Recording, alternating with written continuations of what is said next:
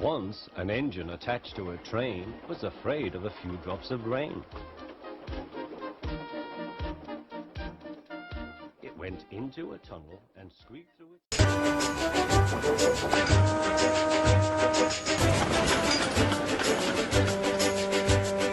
It was a very dismal day. There was no rain, but the dark clouds loomed ahead, and the wind blew fiercely. All passenger trains stopped at Devil's Back Station, but supplies trains continued on. Shane Dooney collected the guard's van and some trucks to take up to the summit. The trucks were a new addition to the railway, as Jane could not take large loads. The trucks were very troublesome, and the engines found them difficult. "Come on," barked Shane. "Get a move on." "No, no," screamed the trucks. We won't. But they were no match for Shane's strength. Shane picked up several goods along the line and met Niles and Jane at the middle station. "Careful, mate," said Niles. "The wind's pretty bad up here." "Too bad for me," grunted Jane. Shane chuckled. "I've been on this railway for quite a while, and I've experienced the worst kind of bad weather." And with a bump, he forced the trucks up the steep slope. Niles was right about the wind. It wanted to blow Shane right off the mountain, but he wouldn't have it. With all his strength, he slowly made his way up the ridge. "Goodness," he cried. "Mother Nature isn't very happy today." At last, he reached the summit. Trash cans and umbrellas were blowing everywhere. The workmen unloaded the trucks, and the driver and fireman went to talk to the station manager. However, they forgot to apply Shane's brakes. Shane waited in the howling wind, eager to go home. Suddenly, a massive gust hit, and Shane found himself moving. Driver," he called, little help." The trucks were delighted and gave a big bump, which sent Shane down the slope. "Help!" he cried. The driver and fireman raced towards him, but couldn't catch up. Shane approached a curve in the track and tried to apply his automatic brakes, but it was too late. He derailed and shut his eyes. He ran off the rails and continued on until he went over the edge. He hit something hard, and when he opened his eyes, he found himself dangling on a ledge. The trucks rolled down the mountain, smashing into pieces. It served them right.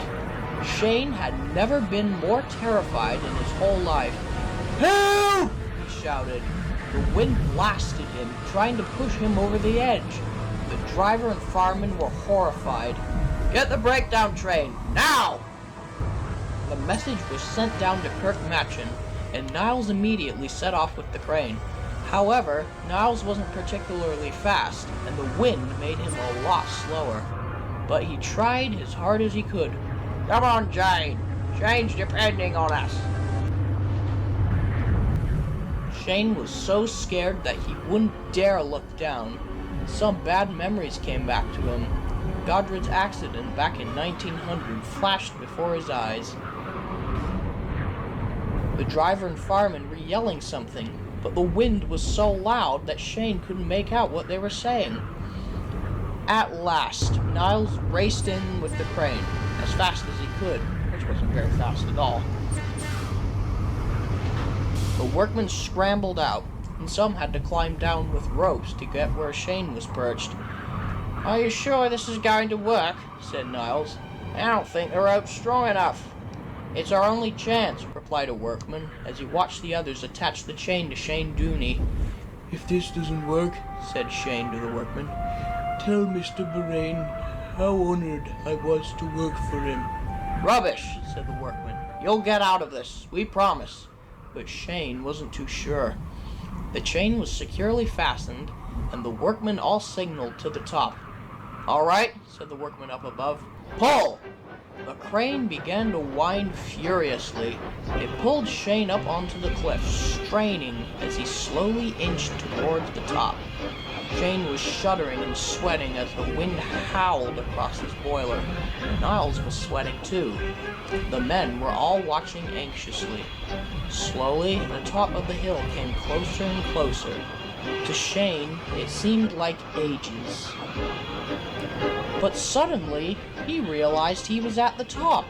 His wheels slowly but firmly set onto the rails. Everyone cheered, and Shane Dooney had never felt so relieved in his entire life. "Well done, Niles," cried Shane's driver. "And well done, Shane, you brave engine." "Well, I had just gotten a washdown," chuckled Shane, "so rolling down the mountain would never do." Everyone laughed. "Still managed to find humor in a moment like this," chuckled Niles. That night, the engines were very pleased to see their friend safe. "As a reward for your bravery, I think it's only fair that you get to take out the next tea train," said Mr. Buraine. "Thank you, sir, but may I ask what's happening to the trucks?" Mr. Buraine laughed. "They are going straight to the rubbish bin. The workmen will go pick up their remains tomorrow. But that's another story."